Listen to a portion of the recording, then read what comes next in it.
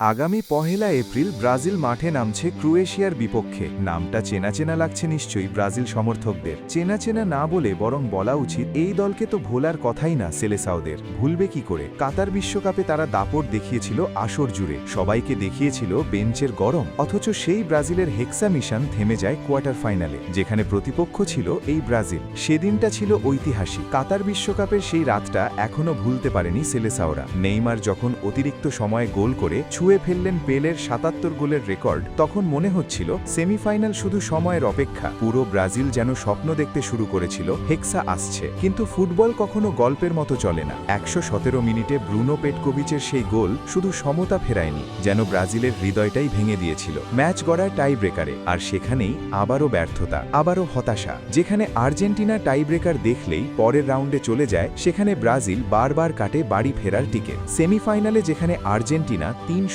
গোলে হারায় ক্রোয়েশিয়াকে, সেখানে ব্রাজিল বাড়ি ফেরে তাদের বিপক্ষে ম্যাচ হেরে। গত ৫টি বিশ্বকাপ ধরেই তো হেক্সা মিশনের স্বপ্ন দেখছিল ব্রাজিল। এর মাঝে ট্রফি জেতার সর্বোচ্চ সম্ভাবনা তৈরি হয় কাতারেই। দুর্দান্ত দল নিয়েও আর পারেনি তারা। প্রায় ৪ বছর পর আবারও সেই ক্রোয়েশিয়ার বিপক্ষে মাঠে নামছে সেলেসাওরা। এবার দলে নেই নেইমার, তিতের বদলে এসেছেন কোচ কার্লো আনচেলোত্তি। তবে এবার ব্রাজিল কি পারবে সেই প্রতিশোধ নিতে? যদিও এই ম্যাচে জিতলেও কিছু আসে যায় না, সেই ক্ষত দূরও হবে না, কিন্তু শান্তির তো একটা বিষয় থেকেই যায়। আর সবচেয়ে বড় কথা হচ্ছে, এই ম্যাচ জিতলে আসন্ন বিশ্বকাপেও আত্মবিশ্বাস বাড়বে ব্রাজিলের। গত ম্যাচে ফ্রান্সের কাছে হার তাদেরকে দিয়েছে এক বড় ধাক্কা। আগামী ১ তারিখ ফ্লোরিডিয়ার অরল্যান্ডো স্টেডিয়ামে মুখোমুখি হচ্ছে ব্রাজিল ও ক্রোয়েশিয়া। এই ম্যাচে জয়ের জন্য ঝাঁপিয়ে পড়ার বিকল্প নেই সেলেসাওদের সামনে। তবে ৫ বারের বিশ্ব চ্যাম্পিয়ন ব্রাজিল কি পারবে তাদেরকে হারিয়ে নিজেদের শক্তির জানান দিতে?